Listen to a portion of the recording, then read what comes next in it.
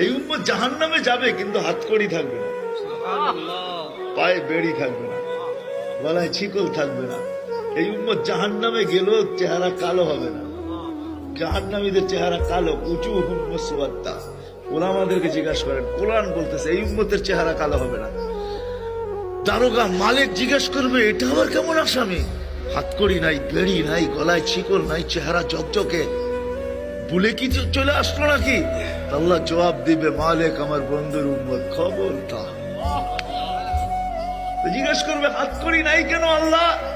তো বলছে, এই হাত জীবনে একবারও যদি উঁচুতে ব্যবহার হয়ে থাকে, এই হাতে হাতকড়ি লাগে না। পায়ে বেড়ি নাই, যেই পাও জীবনে একবারও আমার ঘরের দিকে হাইটা গেছে, ওই পায়ে বেড়ি লাগে না মালিক। বলে, চেহারা কালো হয় না কেন? বলে, সেই কপাল একবার আমার কুদরতি পায়ে লাগছে, ওই চেহারা কোনোদিন কালো হয় না।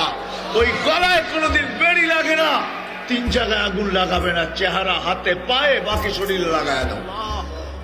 মালিক আগুনকে বলবে, খুশি ধরো। আগুন আসবে ধাউ ধাউ করে ধরার জন্য। আল্লাহ আমাদেরকে কলেমা স্মরণ করায় দিবে, আমরা জোরে জোরে কলেমা পড়বো, আগুন বাইগা চলে যাবে। 1 বার 2 বার 3 বার। মালিক রাগ হয়ে আগুনের উপরে কোড়া চার্জ করবে, লাঠি চার্জ করবে। ধরিস না কেন? বারবার বলতেছি, ধরিস না কেন? আগুনের জবান খুলে যাবে, বলবে, লাইসালি সুলতান আলা মান ক্বালা লা ইলাহা ইল্লাল্লাহ মুহাম্মাদুর রাসূলুল্লাহ। এই কলেমা যে পড়ে তাকে ধরার ক্ষমতা আমার নাই, তুমি ধরো।